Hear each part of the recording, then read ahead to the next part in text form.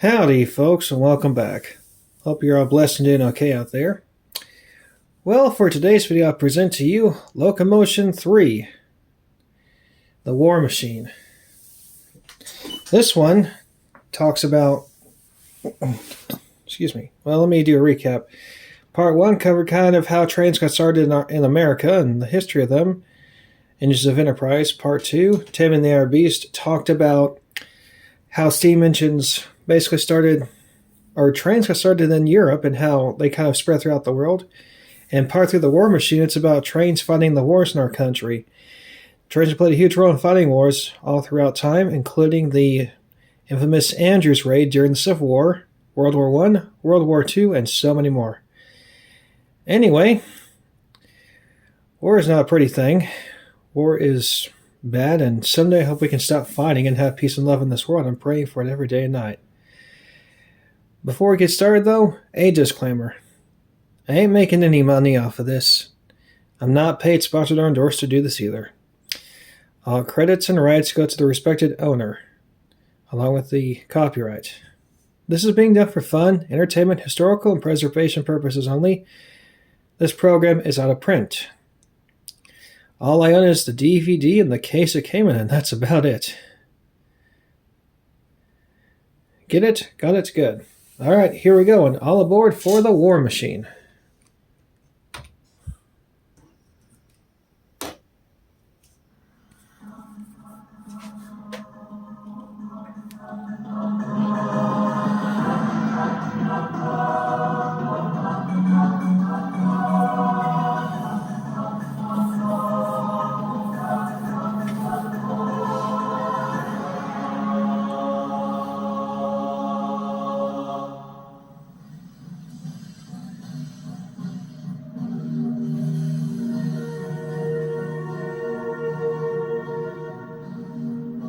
Railroads, the great peacetime invention of the 19th century, became a deadly factor in the world wars of the 20th century. Railroads linked factories in the cities directly to the battlefield, increasing the scale of war far beyond anything that had gone before.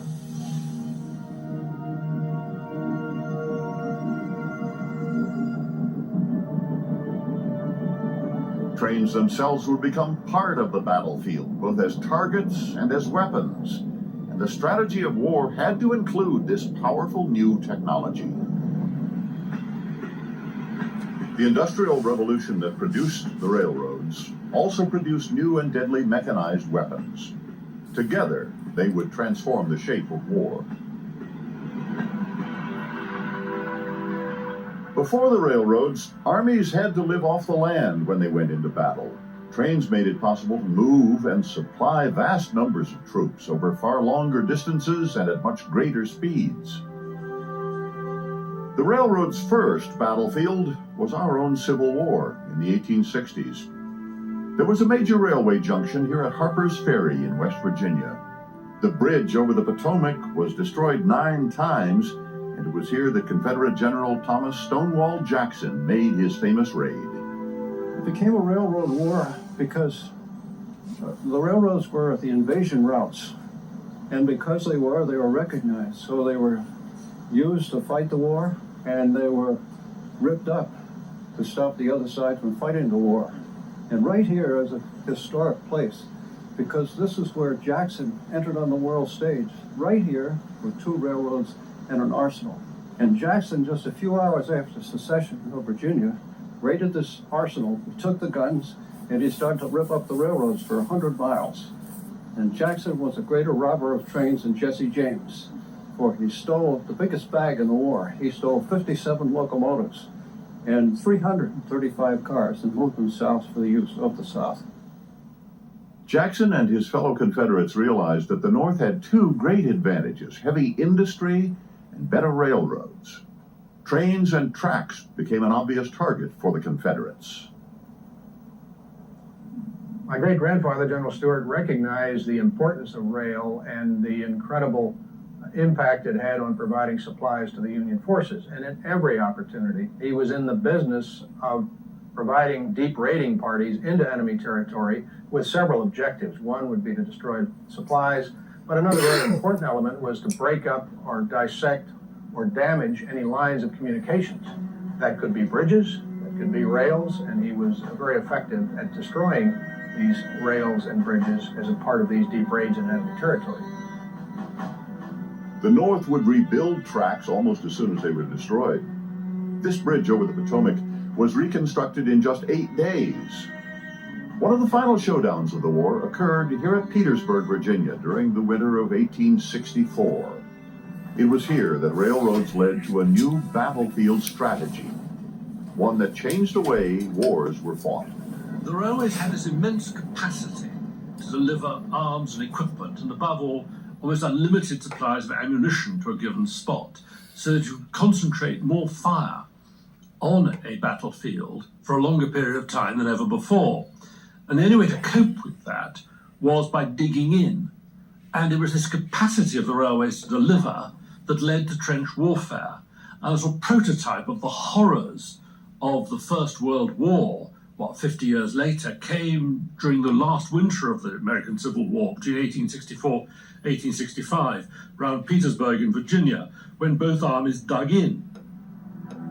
The trenches at Petersburg were the shape of things to come. Winter made both sides totally dependent on railways. The North sent in a steady flow of food and ammunition. With inferior railroads, the South ran short of supplies. Its troops began to starve. The railways had spawned a new form of warfare, longer lasting and deadlier than ever before.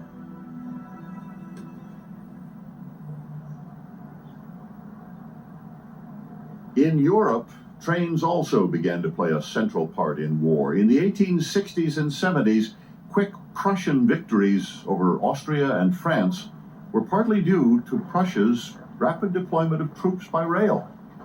In the new German state, railways were now central to military planning, the ideal way to move troops quickly to any border. From this point on, it was quite clear that in the future everything would depend on making the best possible use, the fastest possible use of the railways, of using them to the maximum capability in order to start the war as soon as possible with the maximum number of people possible and with the maximum amount of supplies possible. So after 1870, there was no more any doubt in anybody's mind that the railways were the way to go. Count Alfred von Schlieffen spent 15 years drawing up a plan for total mobilization of the German army by rail. He calculated the number of railway cars that could pass over every bridge during every hour of a 2-week mobilization period. He planned for 4 million men, plus all their food and ammunition. Each man, each horse, each gun was assigned its own place in the vast war machine. Only one thing was needed: a signal to act. Von Schlieffen's plan was finished in 1905. The signal came 9 years later. Das war am 3. Mobilmachungstag im August 1914. Es war ja damals It was day 3 of mobilization in August 1914. It was all set up and ready to go. Everyone was waiting for the one order. Father had to report to his battalion. We didn't go all the way to the station with him. We just walked along beside him for a while. I remember Father had a small tobacco pipe, and he went off in a good mood. Everyone was very enthusiastic at the time. I mean, it was understandable because nobody really knew much about what war actually meant. And off he, waving his little pipe and saying, "We'll be home for Christmas." Auf Wiedersehen, Weihnachten sind wir wieder zu Hause.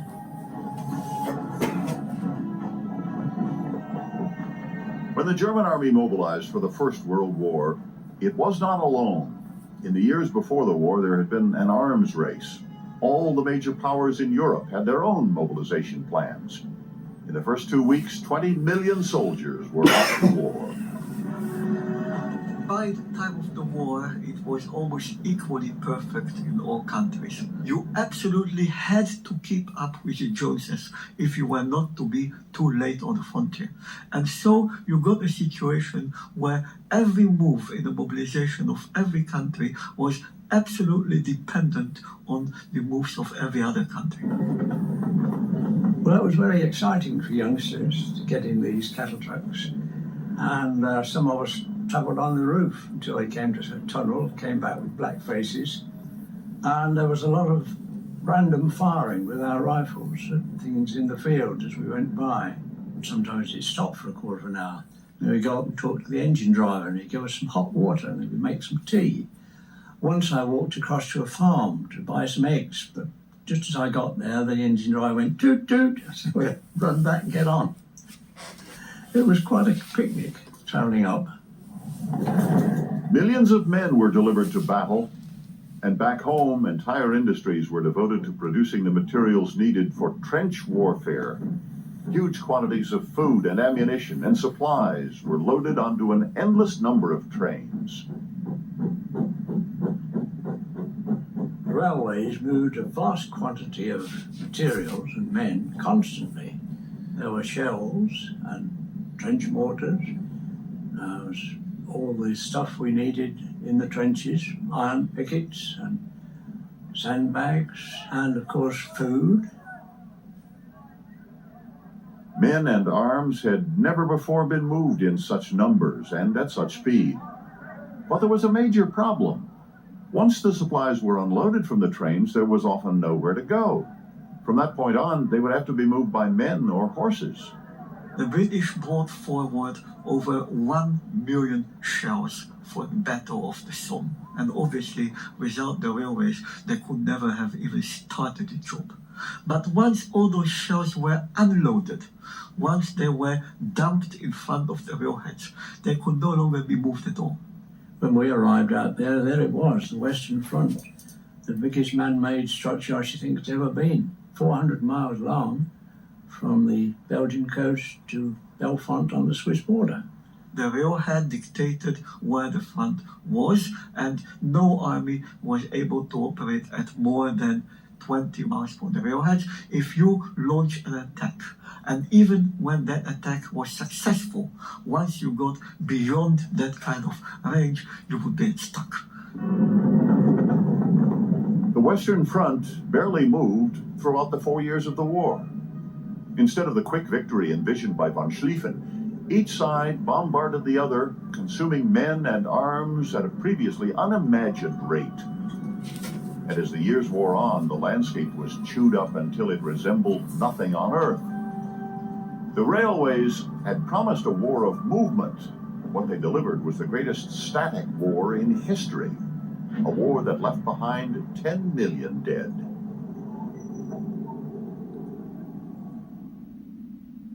As in the Civil War, what ultimately decided World War I was industrial might. The Germans were overcome by superior supplies, not superior forces.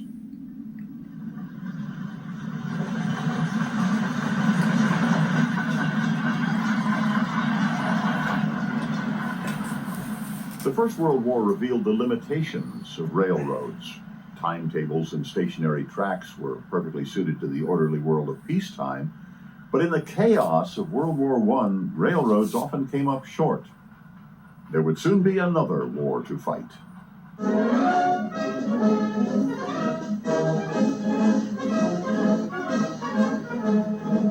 In the 1930s, a new arms buildup was underway. This time, the motor vehicle promised military campaigns that wouldn't depend on railroads. Armored cars, tanks, and trucks were now the vital elements of a mobile military force.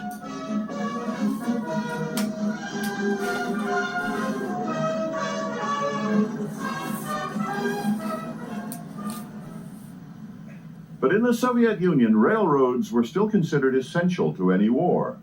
Railroads had helped the Bolsheviks take power and to retain control over the vast Soviet Empire. Stalin saw the railroad as a key part of his military strategy. Soviet railway workers were counted on for loyalty. On the smokebox of my engine was written "For Motherland," and there on the hatch there was a big portrait of Stalin.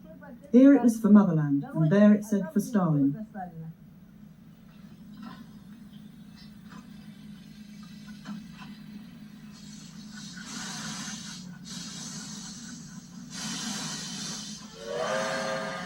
Ну а если такое дело?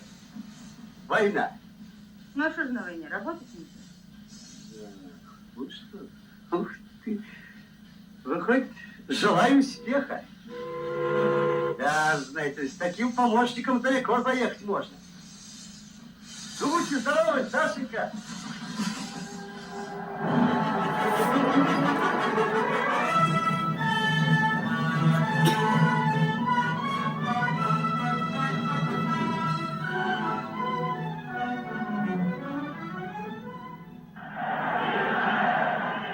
In the 1930s, Adolf Hitler set about to rebuild Germany's military machine and industry.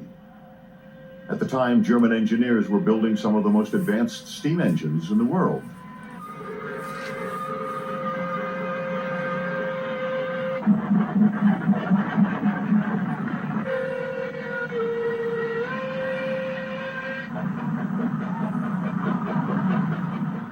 But Hitler was a veteran of World War I and skeptical of the military value of railroads. He wanted a motorized army and built a new network of highways.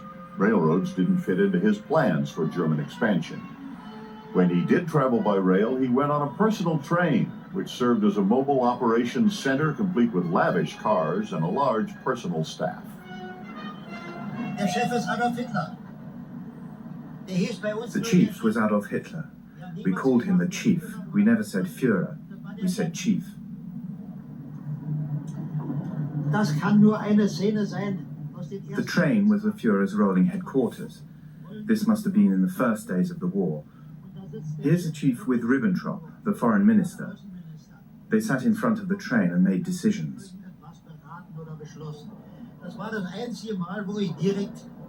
I only spoke to him once, even though we carried him and looked after him.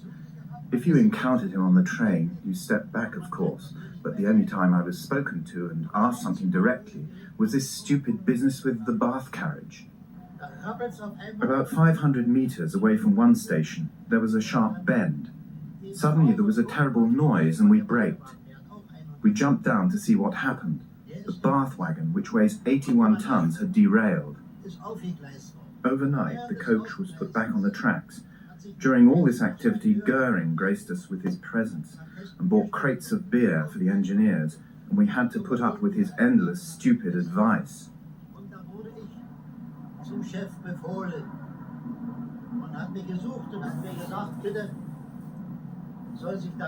They came looking for me and told me I'd been summoned by the chief, that he had a question for me. I explained the situation and said to him, "We're all ready for you to go." And he said, "Oh, don't bother. We don't need the train to get to Munich."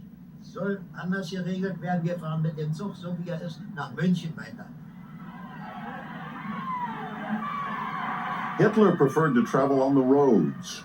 In March of 1939, after Germany took control of Czechoslovakia, he made his triumphant entrance into Prague in a Mercedes convertible.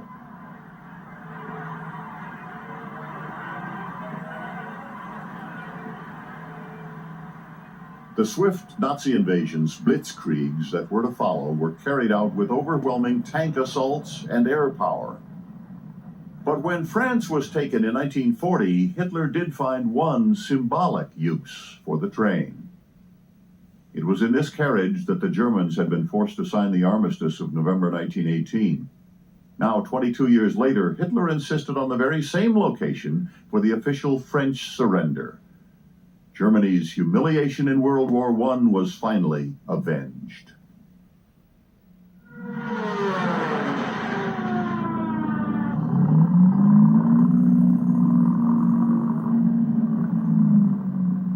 In June 1941, Hitler launched the largest military invasion in history. Operation Barbarossa, Germany's invasion of Soviet Russia. It was classic blitzkrieg. 3,000 aircraft, 3,500 tanks, 150 divisions, all pushing eastward at tremendous speed, catching the Russians by surprise. В октябре 1941 года фронт был прорван в Ярцеве. In October 1941, the front line was broken through at Yartsevo, and on the 7th of October, Germans entered Vyazma. We, the ones who were still there, we climbed on the last engine. All of us, about 40 people hanging on, we headed off to Mozaisk. At the Konyanyo Junction, there was a destroyed train on the track blocking the way, so we had to abandon the engine and get to Mezorskaya on foot. Then, from Mezorskaya, we continued by train. This is another scene from the Soviet film Road of Glory, made after the war. Classic Soviet propaganda, but it is based on what really happened during the Nazi invasion. When the war started, I was on the Belarusian railway at the Gomel depot, which was on the front line. From the first days of war, I was working under fire because our railway was actually serving the battle forces. So all our trains had to be moved in spite of the bombing and shelling.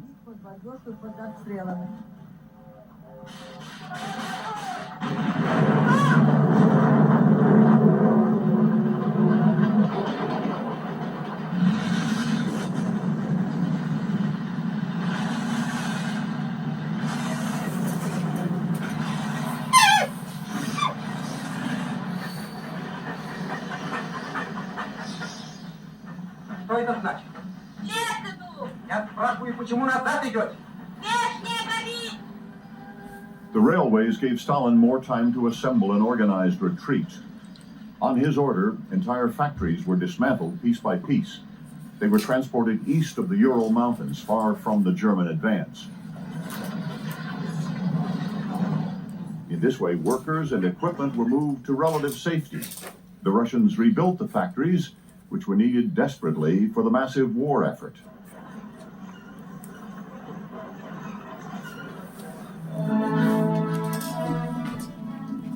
As the weather began to grow colder, the German advance slowed. Because they had too few trucks to support a long war, the Germans needed the Soviet railways. But there was one problem. Russian railways operated on a different gauge. The rails were too far apart for German trains. So German soldiers set about to re-gauge entire lines so they could use their own engines and railway cars. Das ist natürlich eine ziemliche Arbeit. Man braucht einige Werkzeuge dazu. It is certainly hard work, and you need several tools. You work a crowbar under the nail and hit it from the other side.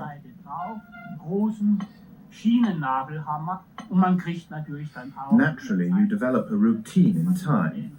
You take the hammer and hit over the rail so that you hit the head of the nail, which is about a square centimeter wide, rather small. Ungefähr 1 Quadratzentimeter groß ist, also nur relativ schmal. Working around the clock, the Germans were able to re-gauge several thousand miles of Russian track. But it was never quite enough. On most lines, there was still a point where Germans would have to switch over to Russian trains they had captured. A logistical nightmare. Ich war im Krieg zuerst als Soldat und bin dann reklamiert worden für die Eisenbahn. I came to Russia in 1940 to work on the railways. We started off in the station Kremenchuk, which is in Ukraine. That was as far as the German lines reached.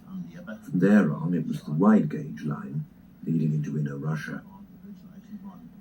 It was decided that we had to unload all the trains of the normal gauge to captured Russian wide gauge trains. This led to immense personnel problems. We were using Russian prisoners of war.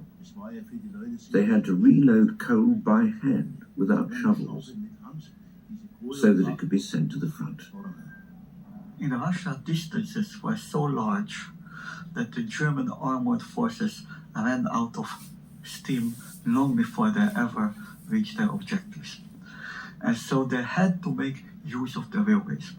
By September, October, which were the critical months of the Russian campaign, they would need about 120 trains a day in order to keep all the armies in Russia completely supplied.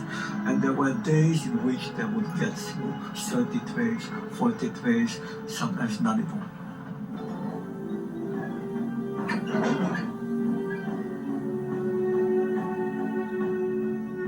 For the Germans, there was an even bigger problem in 1941, the onset of a severe Russian winter.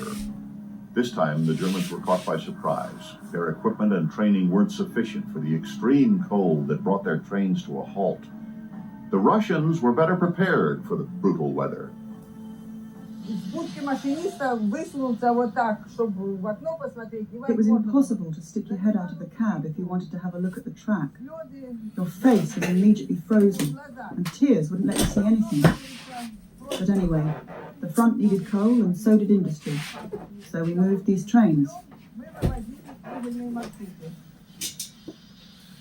Идем ремонтировать технику. Я главный кондуктор Нефедов. Бой 918 прибыл полностью.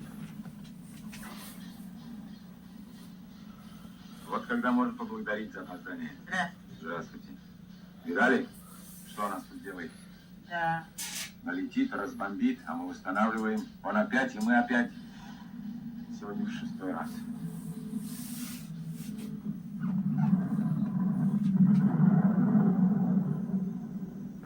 Despite the weather and everything else, in November, German guns could be heard in Moscow's Red Square. Hitler ordered a further push into the city. The Soviets had to prepare their defenses. Once again, Stalin counted on the railroads for help. In the far east of the Soviet Empire, thousands of troops were on alert for a possible Japanese attack. Stalin took a gamble, moving 10 divisions along the full length of the Trans-Siberian Railway. The troops arrived in Moscow and headed straight from the trains to the battlefield.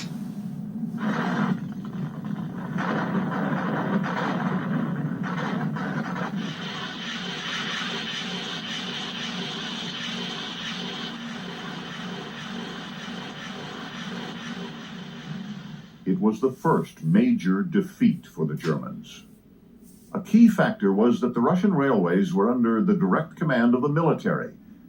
As the fighting slowly turned from blitzkrieg to a war of attrition, tension mounted between the German military and German rail workers. Negativ, da habe ich ein Erlebnis gehabt, dass während der großen Kälte... One bad experience I had during the Great Freeze. A trainload of wounded soldiers in open trucks stopped at the station in Kremenchuk, wanting to go through. But we weren't allowed to let it go, because homewards we were only permitted to allow a certain quota through. The wounded were lying on straw in open wagons with serious injuries. The officer in charge wanted to get his patients home, and we weren't allowed to let them move, even though we had locomotives available. We couldn't permit it. The order from above was no more trains homeward. The famous German planning just hadn't worked because they hadn't thought about it. Their assumptions were false, and their assumptions excluded railways as a primary means of supply, whereas the Russians knew damned well that they'd have to rely on railways, partly because they didn't have roads, let alone autobahns, so they knew they'd have to rely on them, which they did absolutely brilliantly. It was a major turning point. Hitler had been determined to avoid the mistakes of World War I. But Germany now faced another long war. Once again, the railways would be crucial. Reichsminister Dr. Goebbels beglückwünscht die ausgezeichneten Eisenbahner.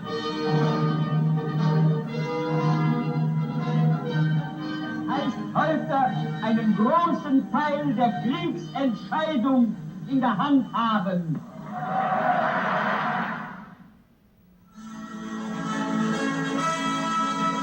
After the disaster in the Soviet Union, railways became an integral part of Germany's war effort.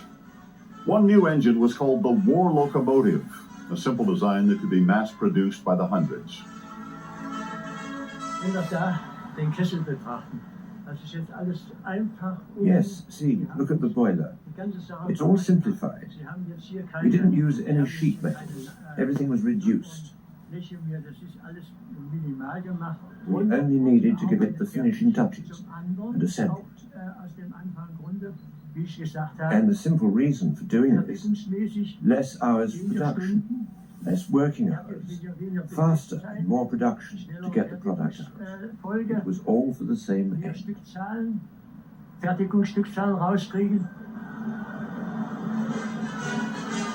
The simplified design meant locomotives could be assembled in 1/3 the time.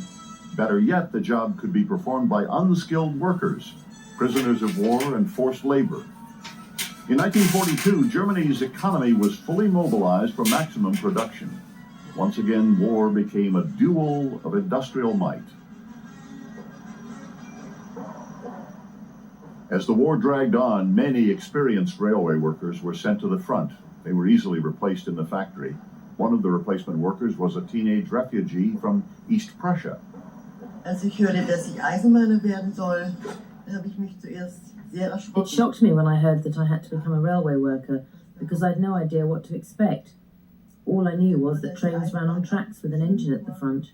Und dass eine Lokomotive davor ist. I asked myself what I was supposed to do there. I didn't have a choice. You couldn't choose your occupation. You had to go where you were ordered to, and this is what I did. Man musste sich dahin begeben, wo man hin beordert wurde. Sowohl mein Vater hat für die Reichsbahn gearbeitet. My father worked for the railway. He repaired tracks, the old wooden tracks that had to be repaired for the war, because of the heavy usage. He was a very small man, and he had to carry the rails.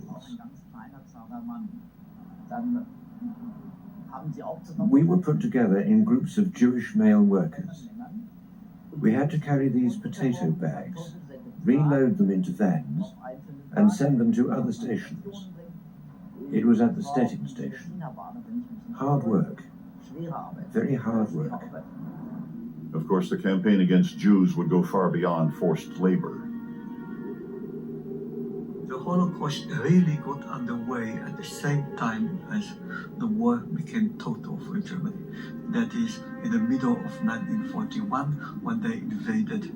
From this time on, it was no longer a luxury war, it was a life-to-death war for existence. And under those circumstances, the limits of what you could do, even in Nazi Germany, even to Jews, fell away. Before that, the Germans were concerned not to antagonize their own people. Whereas under circumstances of total war, as 3.5 million German troops battled against the Soviet army, as millions and millions of Germans died. 80% of all Germans who died in World War II died on the Soviet front. As their own cities, of course, were being bombed to smithereens. You could do anything.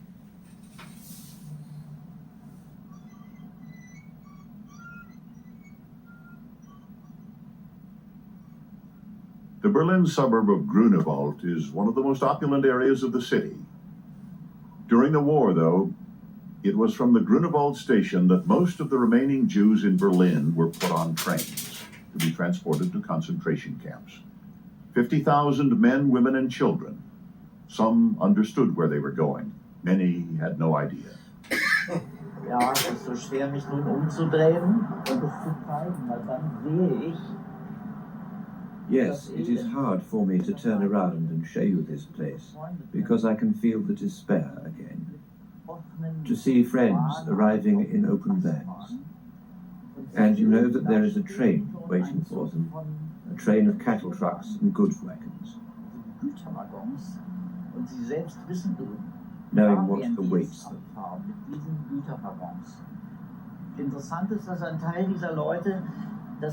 Amazingly, many of them didn't realize what was going on. They allowed themselves to be fooled. The SS officers asked, please leave your luggage on the left of the platform. It will be collected by goods wagon. And they did so. very disciplined and very willingly, so they wouldn't be burdened with it. They had no idea yet that there would be no space for luggage in the cattle wagons. There would be 80 people in each wagon. At that point, I served them soup. And I even met friends of mine. We'd nod and say, "See you soon." And they had their soup, something warm to eat, the soup.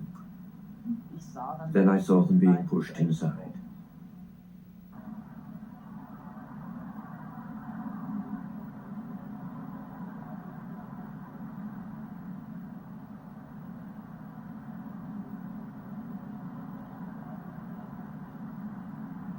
The possibilities of railways encouraged two fatal vanities among generals. The first is because they could move troops and supplies so relatively fast and in such enormous quantities, gave them a feeling of omnipotence, that they were chess players. The second, and allied to that, was that because of railways, they could command their troops far from the battlefield. And this gave them a sense of unreality, which I think was an absolute disaster. Now, this feeling of omnipotence and this distancing reached a sort of tragic crescendo in the Holocaust, which of course would not have been possible without an extremely efficient railway system. And that is the most tragic and ironic link between railways and the capacity to distance yourself from events, which was one strand in the Holocaust because so few people needed to admit to themselves what they were doing. The surprising thing about the Holocaust is how easy it was. I'll give you some figures. 6 million people are supposed to have been killed in the Holocaust, including some members of my own family. I'm from the Netherlands. Out of those 6 million, probably 2 million or so were killed on the spot. The rest had to be transported to the various death camps first. A standard German military train of the time had 55 carriages. We mentioned this before. 50 persons per carriage. Actually, you would get in more, but even if you take the standard figures, would be 2,500 persons per train. You could transport the whole 4 million people by this gruesome logic in about 1,600 trains. Spread over a period of approximately 3 years from the end of 1941, which is when Auschwitz opened, to the end of 1944, when it closed. Approximately 1.5 trains a day. This at a time, as we said earlier, when the German forces in Russia alone required over 100 trains a day in order to keep fully supplied. So, relatively speaking, killing 6 million people was an easy, very small job. This is one of the amazing things about it.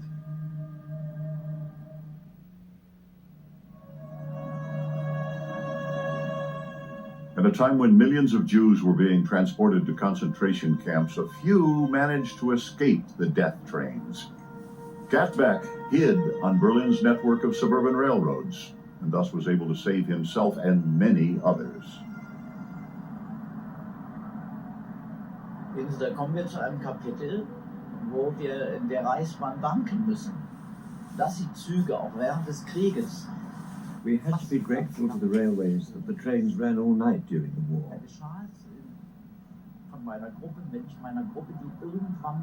Those who didn't have a place to hide, especially during summer, took an S-Bahn train to Wannsee. This is quite far away, a 45-minute ride. Sometimes you could stay on the train all the way to Erkner at the other end of the line.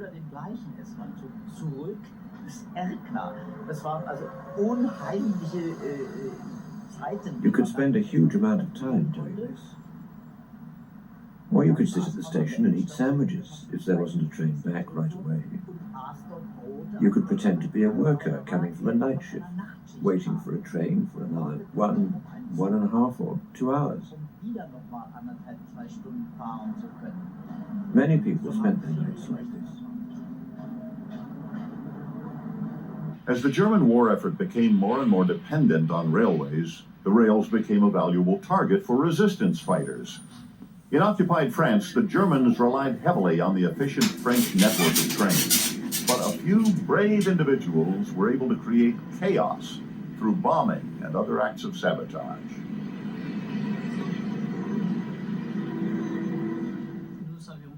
We didn't know at the beginning what we'd have to do. We didn't know there'd be parachute drops. We didn't know we'd have weapons and ammunition. It was quite complicated to start with. Voilà ce que j'ai pu conserver et qui est arrivé par I kept this, which arrived in a parachute drop, in one of the British parachute drops.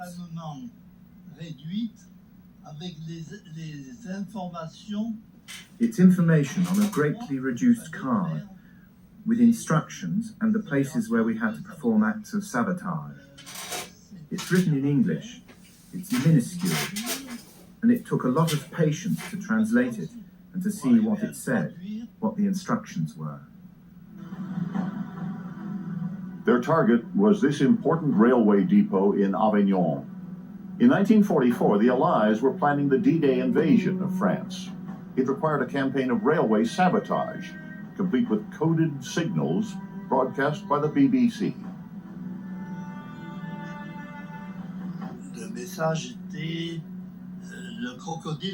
The signal was, the crocodile will eat the tough cow. That was the message. From then on, we had to attack the railway lines and the trains. In order to attack the trains, we had to go into the depot.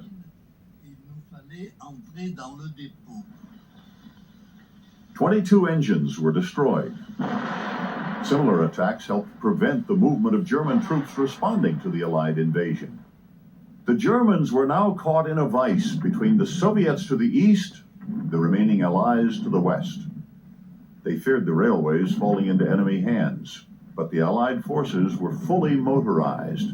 German railroads were of little value, except as targets.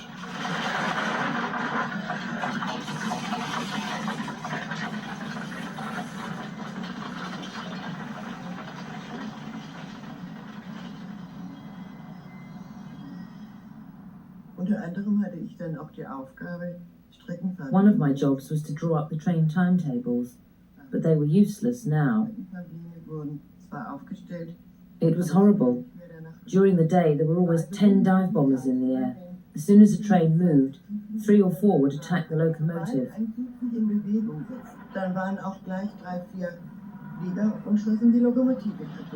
So they moved at night to avoid them. It was a wonder that they moved at all, but even that wasn't possible near the end. As in the Civil War and World War I, railways were both an asset and a liability, ideal for supply, but inflexible and vulnerable to attack. Railroads have had a tragic role in modern warfare. They dramatically expanded the ambitions of warmongers. They also promised quick victories, but delivered long wars and a scale of destruction never before experienced.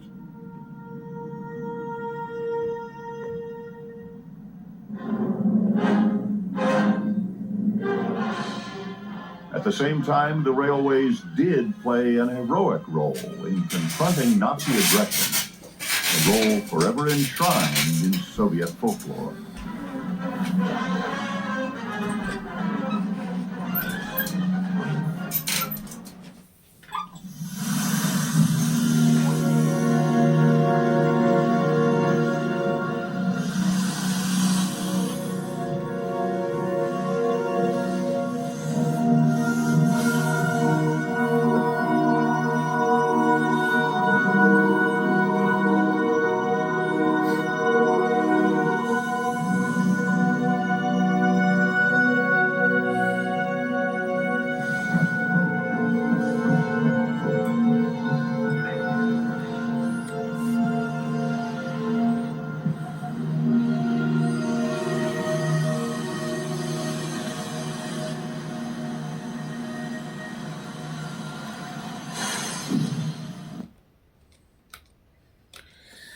And there you have it, folks. Very interesting program there about the war machines. Not machine, I had it wrong at the beginning. There are no winners in a war, because too many people lose their lives fighting it. I do forgive the Japanese and the Germans and the Russians for what they have done. I'm not sure how many people will, but I do. My grandfathers trained for World War II, but they didn't get to fight in it. But they did go through Japan, Hiroshima, and Nagasaki, where the atomic bombs were dropped. It was just an awful, terrible sight. I'm not going to go into details. But now you know the important role the trains played in the war. Alright, stay tuned for part 4, the final part in this 4-part series. Please be safe around trains. Make sure you like, share, subscribe, and comment. And pray for peace in this world, guys, because the Lord wants us to be peaceful. Happy Reels, guys. Thanks for watching, and I'll see y'all next time.